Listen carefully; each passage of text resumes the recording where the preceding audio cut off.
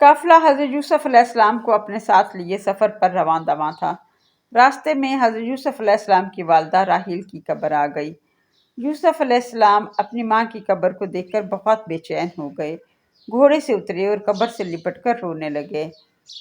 سردار نے جس شخص کے سپرد حضرت یوسف علیہ السلام کو کیا تھا، جب اس نے دیکھا یوسف گھوڑے پر نہیں ہے تو اس نے خوب شور مچایا، ادھر ادھر یوسف کو ڈھونڈنے لگا۔ جب دیکھا کہ یوسف قبر پر لیٹے رو رہے ہیں تو اس نے زور کا تھپڑ یوسف کو مارا۔ دوسرا تھپڑ مارنے لگا تو اس کا بازو ناکارہ ہو گیا۔ جب قافلے کے سردار کو اس واقعے کا علم ہوا تو اس نے حضرت یوسف علیہ السلام سے پوچھا، بیٹا آپ کیوں بھاگ رہے تھے؟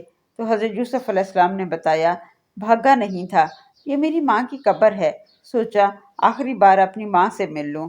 تو سردار نے کہا، غلاموں کی قبریں اور مزار نہیں ہوتے، تم غلام نہیں ہو، بتاؤ یوسف تم کون ہو؟ سردار نے کہا، اس شخص کو معاف کر دو جس نے تمہیں مارا ہے، خدا ابراہیم کی قسم آج کے بعد تمہیں کوئی نہیں مارے گا۔ حضرت یوسف علیہ السلام نے اسے معاف کر دیا اور پوچھا، کیا آپ خدا یکتا پر ایمان رکھتے ہیں؟ تو سردار بولا، میں مالک ابن زر ابن اسماعیل ابن ابراہیم ہوں، یعنی حضرت ابراہیم علیہ السلام کا پرپوتا۔ تو حضرت یوسف علیہ السلام کے منہ سے بھی ساختہ نکل گیا، میں بھی۔ تو مالک ابن زر بولے، بتاؤ اپنے باپ کا نام۔ تو یوسف بولے، میں فرزند چاہ ہوں، یعنی کنویں کا بیٹا، جس کنویں سے آپ نے مجھے نکالا وہی مجھ پر حق ظاہر ہوا، اس لیے میں فرزند چاہ ہوں۔ مالک ابن زر بولے، میں تمہاری باتیں سمجھ نہیں پا رہا، تم ظاہر نہیں کرنا چاہتے کہ تم کون ہو، کوئی بات نہیں ہے۔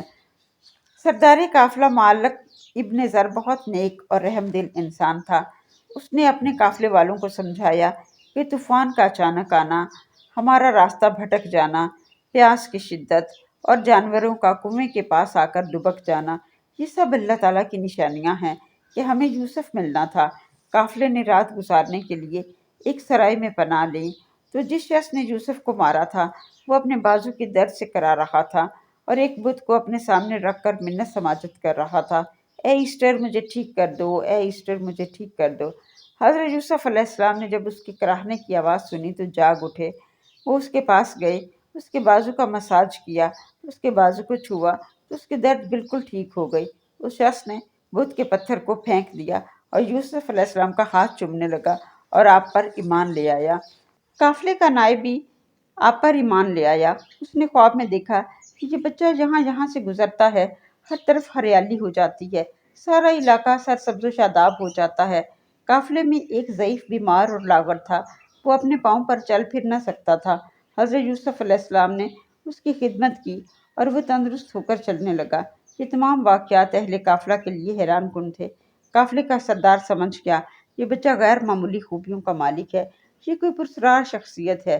وہ قافلہ یہاں یہاں جاتا، ان کے لیے آسانیاں پیدا ہو جاتی، ان کا مال و اسباب منہ مانگے دام و فروخت ہوتا اور انہوں نے بیش بہا منافع کمایا۔ سب قافلے والے حیران تھے، اس بار سفر کی صعوبتیں آسانیوں میں بدل گئی ہیں، نہ کوئی سفر کی تھکاوٹ ہے، نہ کوئی سفر کی مشکلات، ہر جگہ سکون ہے، راحت ہے، اور جس سرائے میں بھی قیام کیا انہیں ویلکم کہا گیا۔ یہ واقعہ ہمیں درس دیتا ہے کہ نیک شخص کا وجود باعث رحمت اور برکت ہے، اس کی موجودگی مشکلات کو آسانیوں میں بدل دیتی ہے۔ آگے یہ جاننے کے لیے کہ کیا قافلے کے سردار نے حضرت یوسف علیہ السلام کو پہچان لیا اور ان کی موجودگی سے زیادہ برکات حاصل کرنے کا فیصلہ کیا یا فروخت کر دیا، یہ جاننے کے لیے ہمارے چینل کو سبسکرائب کریں اور بیل آئیکن کو پریس کریں، اس ویڈیو کو زیادہ سے زیادہ شیئر کریں اور اسلامک نالج دوسروں تک پہنچانے کی کار خیر میں حصہ لے کر اپنے نامہ اعمال میں اضافہ کریں۔ صدق اللہ العظیم۔